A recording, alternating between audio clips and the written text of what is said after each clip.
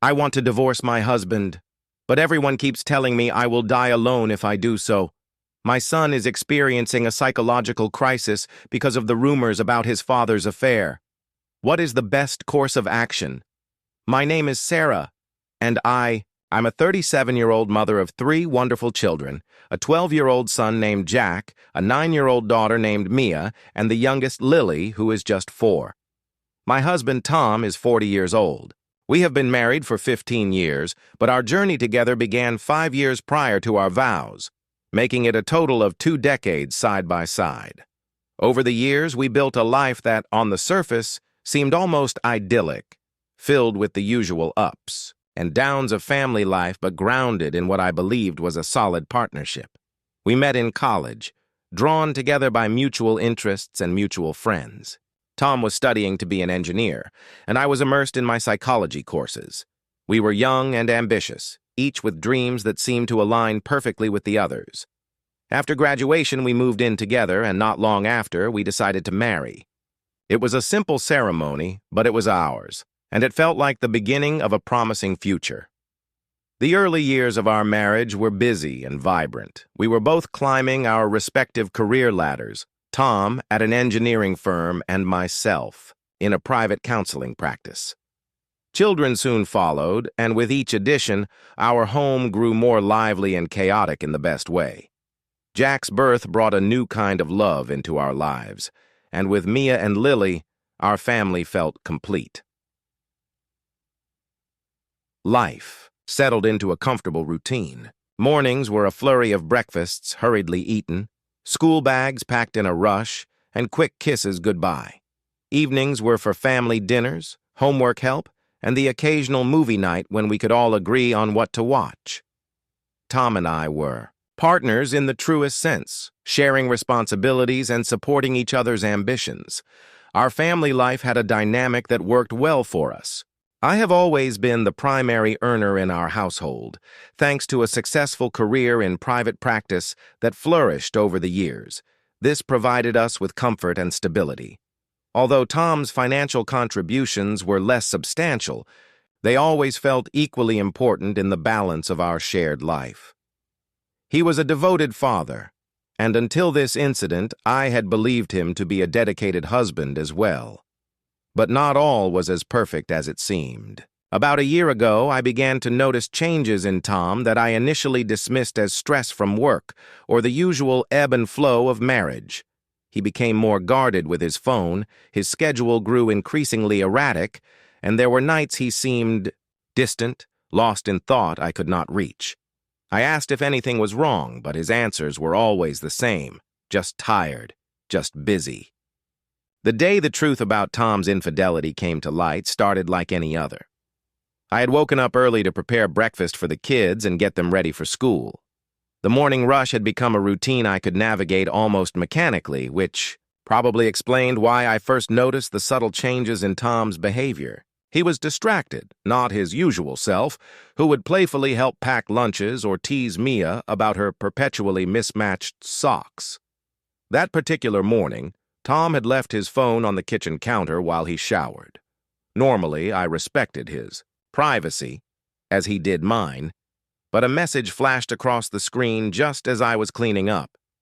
It was from someone named Jen S., and it read, "Can't wait for tonight." My heart skipped a beat.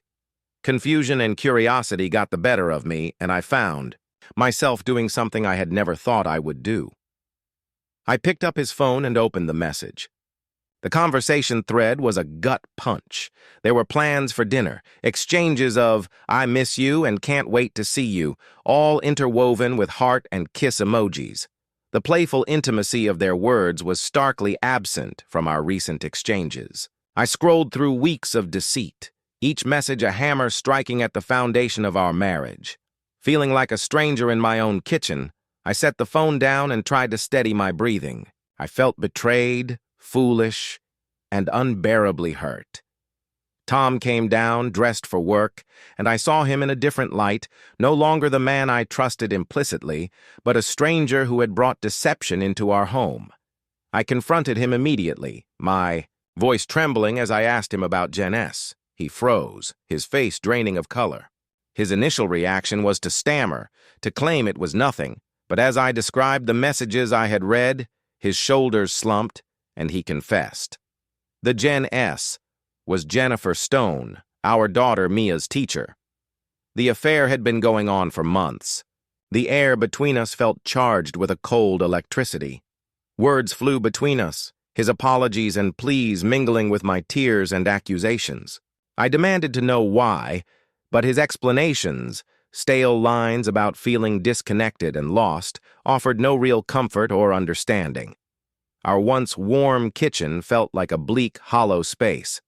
The impact of his betrayal was immediate and overwhelming. I was consumed by a torrent of emotions, anger, sadness, disbelief. The man I had built a life with, had children with, had betrayed me in the most intimate way possible, and not just me, but our family, our children. I couldn't stay in the same house as Tom that day. I needed space to think and to breathe, to escape the oppressive atmosphere of betrayal.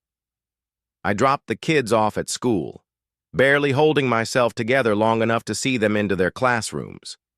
Then, instead of heading to work, I drove, aimlessly, ending up at a local park, where I sat on a bench overlooking a duck pond, a place that had once been a sanctuary for family outings. Sitting there, I felt the weight of the reality that my marriage was possibly over. Yet there was also a fierce determination brewing within me. I knew I couldn't let this go. I couldn't just play the role of the forgiving spouse, brushing the affair under the rug as if it were just a minor hiccup in our marriage. This was a breach of trust that cut deep, and it demanded action. After hours of sitting alone, I made a decision that felt like the only viable one. I would confront Jennifer Stone. This wasn't just about facing the woman who was involved with my husband. It was about reclaiming some sense of control over the chaos that was suddenly my life. It was about protecting my family, my children, and my own self-respect. After ensuring the kids were at school and making sure Mia was in a different class for the day, I went to see Jennifer. I found her in her classroom before the school day began, the room bright with children's artwork and the promise of lessons yet to be learned. Jennifer looked surprised to see me, a polite smile fading from her face as she noticed the seriousness of my expression. I closed the door behind me, my heart pounding in my chest. The confrontation was direct and tense. I asked her if she knew that Tom was married, that he had children who looked up to her as a teacher. Her apology was quiet and seemed sincere, but it did little to quench the fire of my anger. I told her that I would be reporting the affair to the school board. It was not a decision driven by revenge, but by a need to see some form of accountability. I left her classroom feeling shaky but empowered, having taken the first steps in reshaping my life and my children's future. As I drove home, my phone buzzed continuously, lighting up with incoming calls that I stubbornly ignored.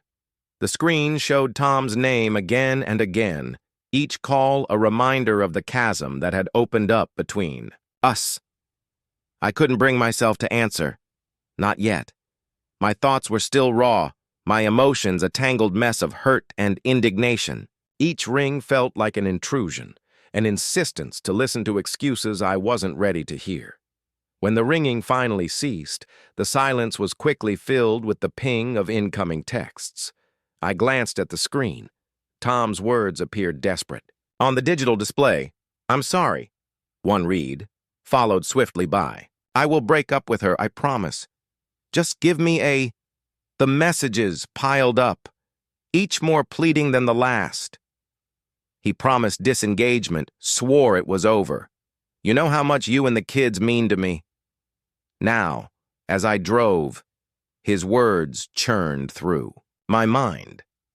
Was this plea for forgiveness rooted in a genuine realization of his mistake, or was it motivated by the fear of losing the comfortable life we had built? I pondered his sincerity, weighed against the practical aspects of our life together. Could a man who feared the loss of a lifestyle be trusted not to stray again if the opportunity presented itself under less dire circumstances? Yet as I pulled into our driveway and killed the engine, the tranquility of our home from the outside belied the turmoil I felt within. Walking through the front door, I was greeted by the quiet of an empty house. The kids were still at school, and Tom was likely dreading this inevitable confrontation somewhere else. The stillness gave me room to think, to really consider my next steps. Sitting down at the kitchen table where so many family meals had been shared, I laid my keys and phone in front of me. Tom's texts continued to light up the screen intermittently, each message a thread attempting to sew up the tear in our relationship.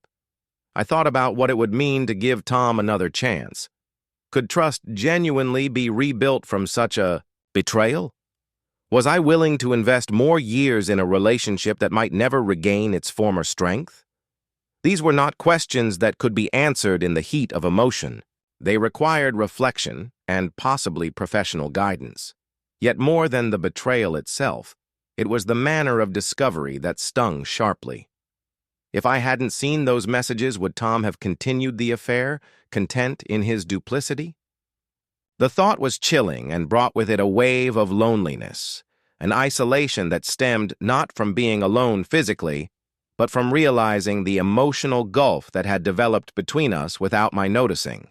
Feeling utterly empty and overwhelmed, I picked up the phone and dialed my best friend, whose advice I always valued in times of crisis. As soon as she answered, my resolve crumbled, and I found myself sobbing into the phone, unable to fully articulate the deep sense of betrayal I felt. She listened patiently, her voice a steady calm in the storm of my emotions. After I managed to explain everything, she insisted that divorce was the only viable option. However, she also suggested that I should talk to my mother before making any decisions. Considering her experience with a similar situation, despite her advice, I hesitated to call my mother directly. I wasn't ready to hear her voice, worried it might carry either "and I told you so" or undue sympathy, neither of which I felt prepared to handle. Instead, I turned to an online community, where I had an anonymous account, hoping to gain some perspective from people who had faced similar dilemmas. I laid out my story in a post, asking for guidance and support from those who had navigated the treacherous waters of infidelity and divorce. The responses began to trickle in, and as I read through them, a sinking feeling took over. Many comments were disheartening, and some echoed societal cliches that I had hoped to avoid. One might think, I will be a single mother. A single mother with 3 children has difficulty finding a new partner. We have luggage. Besides, I'm already 37. Some might conclude I should just let him cheat because in the end, he still provides and pays the bills. Considerations about the children are common. Think about your children and how it will affect them. Divorce is always harsh for children. Each comment felt like a jab, questioning my self-worth and the legitimacy of my feelings. Was I being selfish?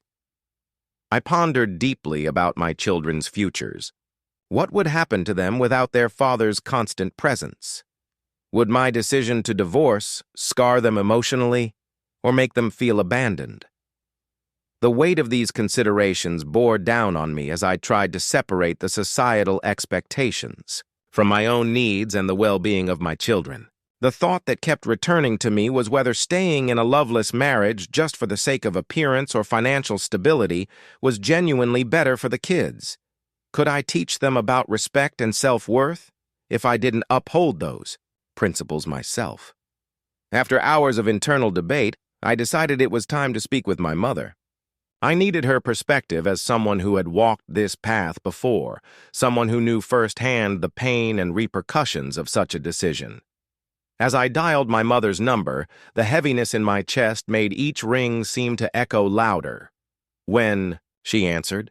Her voice was a soothing balm, but it did little to ease the knot of anxiety lodged deep within me. "Mom," I began, my voice betraying the chaos of emotions I felt swirling inside me. "I need your advice." There was a pause as I gathered my thoughts. Then I poured out everything. I told her about discovering Tom's affair, the confrontation with him and Jennifer Stone, and the unbearable hurt and betrayal that followed. I tried to steady my voice, but the pain laced through every word. My mother listened in silence on the other end of the line. There were no interruptions, just the quiet understanding of someone who has walked a painfully similar path. When I finished, there was a heavy pause, a moment filled with shared sorrow, stretching across the miles between us. Finally, she spoke, her voice low and tinged with a sadness that spoke of old, deep wounds. "Sarah, I know how you feel," she began, her words slow and deliberate. "You know I went through this with your father. When he cheated, I felt my world had ended. I made the decision to leave him, and he never forgave me for it. He left us, and I was alone with you until you were grown." Her story wasn't new to me, but hearing it in this moment, framed by my own shattered marriage, gave it a different weight. "Sometimes I wish I hadn't divorced him," she continued, her voice cracking slightly. "He was angry, felt betrayed that I wouldn't try to work things out. Maybe if I had, you'd still have a dad who was present, not just a memory." The weight of her regret settled over me like a shroud.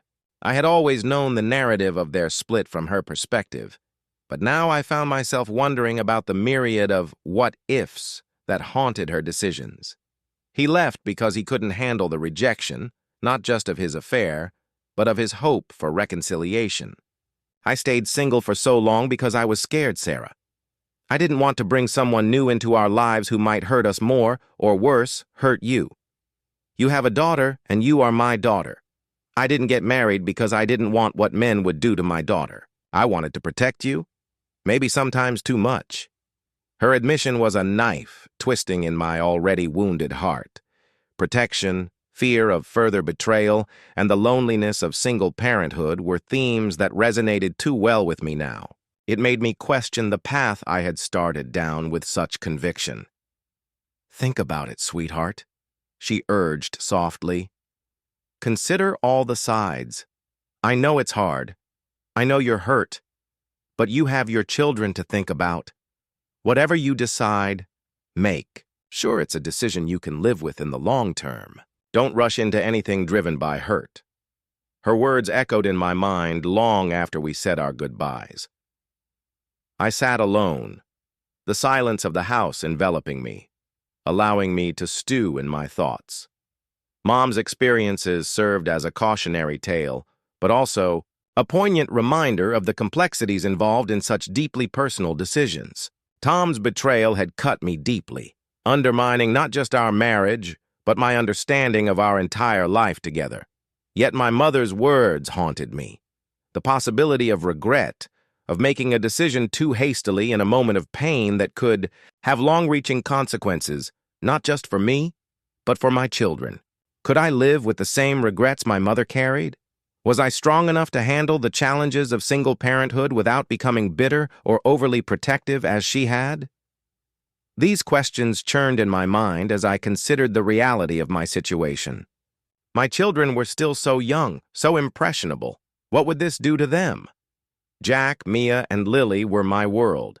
Their well-being had to come first, but how to best ensure it was a puzzle, with pieces that didn't seem to fit together anymore. The thought of tearing their lives apart by removing their father from our home broke my heart. But so did the idea of them growing up in a home devoid of genuine love and trust between their parents. As the days passed, these thoughts were never far from my mind. I watched the children play, their laughter bittersweet to my ears, a stark contrast to the silence between Tom and me. We were like ghosts in the same house, awkward and polite. But the warmth we once shared had cooled into something formal and strained. The need for a decision pressed on me, each day heavier than the last.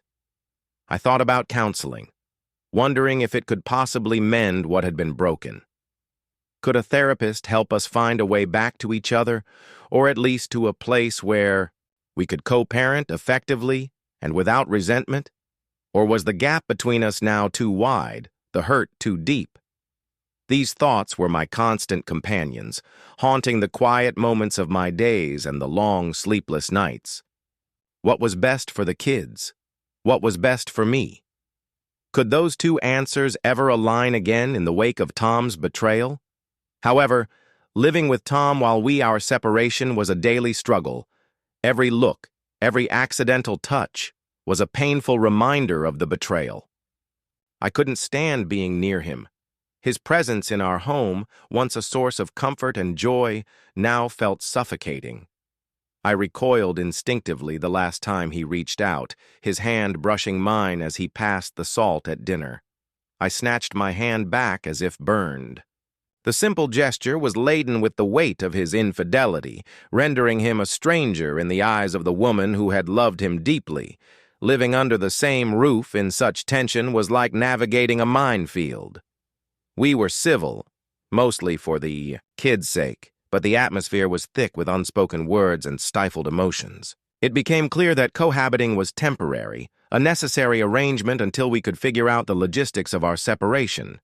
However, the issue of abandonment was something I couldn't easily shake off.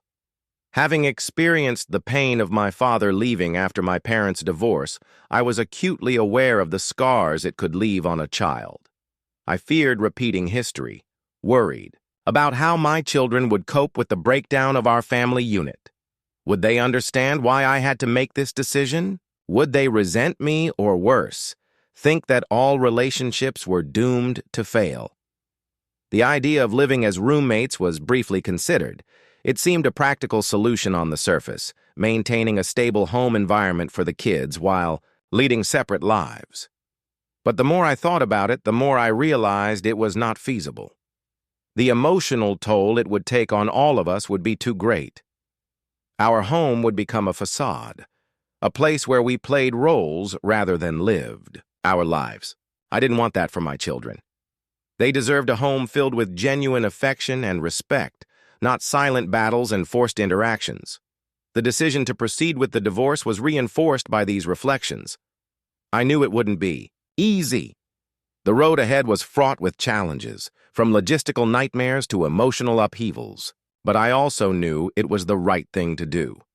I needed to show my children that it was okay to stand up for oneself, that self-respect was crucial, and that happiness could sometimes require hard choices. Update.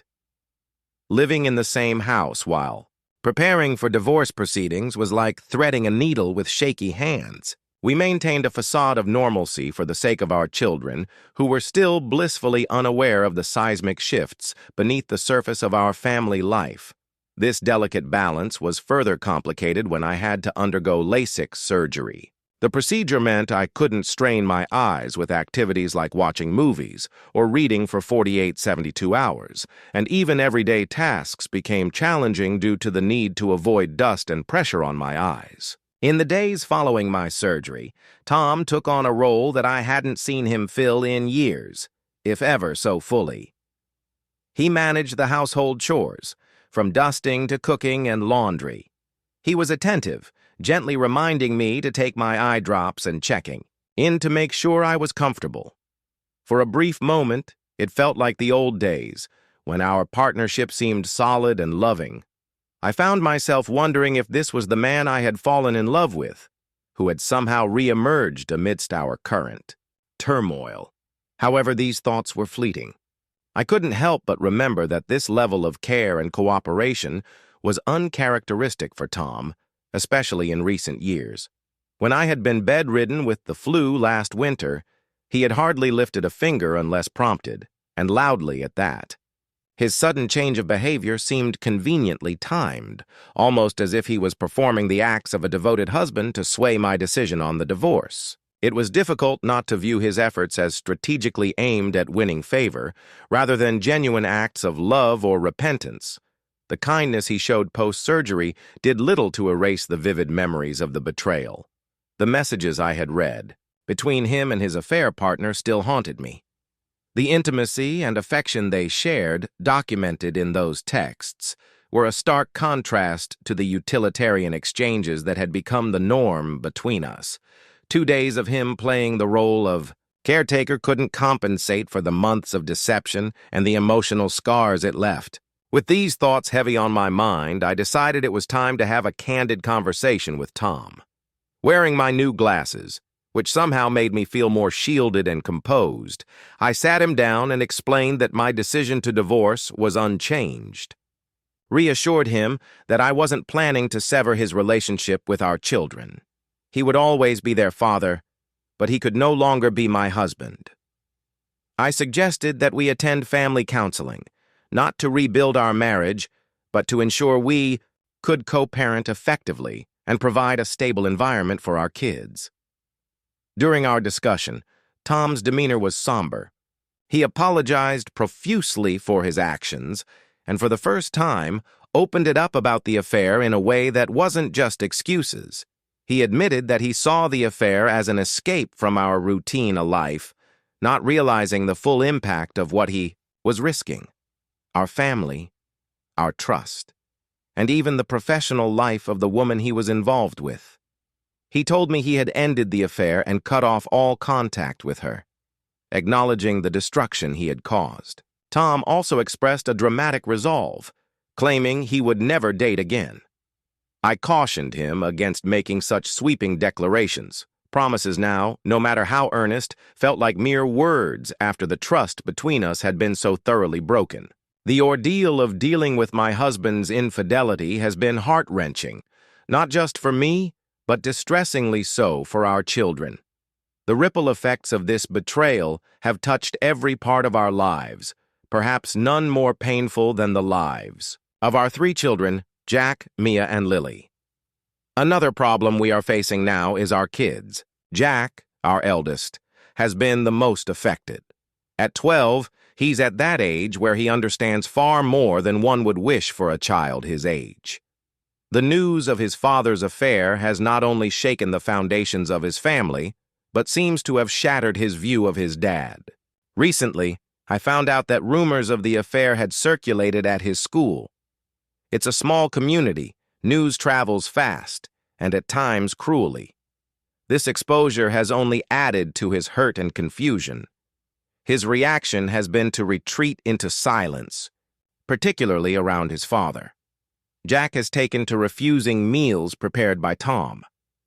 Just last week, Tom made spaghetti, a family favorite, and tried to lighten the mood with a joke about his famous secret sauce.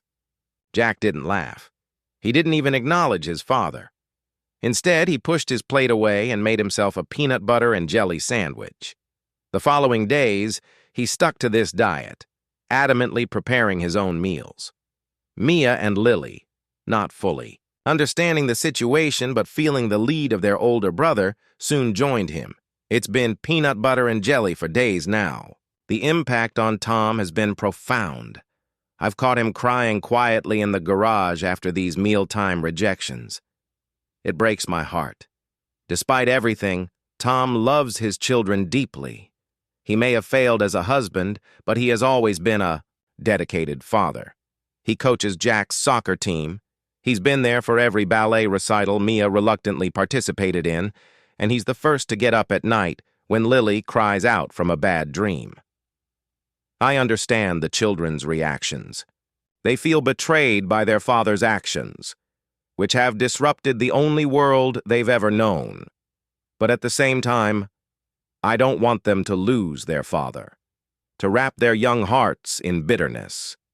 This is a crucial moment, and how we handle it could affect their ability to trust and form relationships for the rest of their lives. I've thought about reaching out for professional help. Perhaps a family counselor could provide the tools we need to navigate this painful period. Jack, in particular, might benefit from talking to someone who could offer him a neutral ear and wise guidance. Tom and I have discussed this, even in the midst of our own tumultuous feelings.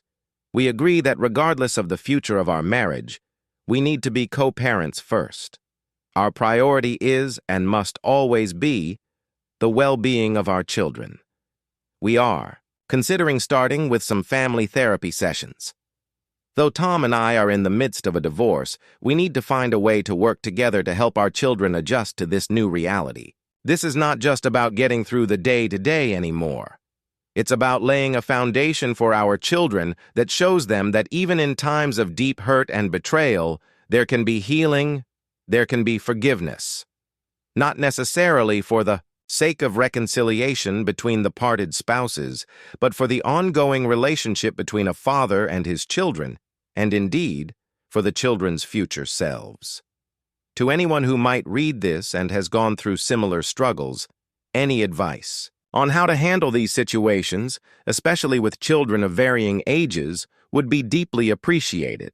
How do you maintain the delicate balance between acknowledging their feelings of betrayal while also fostering forgiveness, not for the sake of the parent who wronged, but for their own future emotional health? This is the question that occupies my thoughts day and night as we try to piece together a new kind of normal.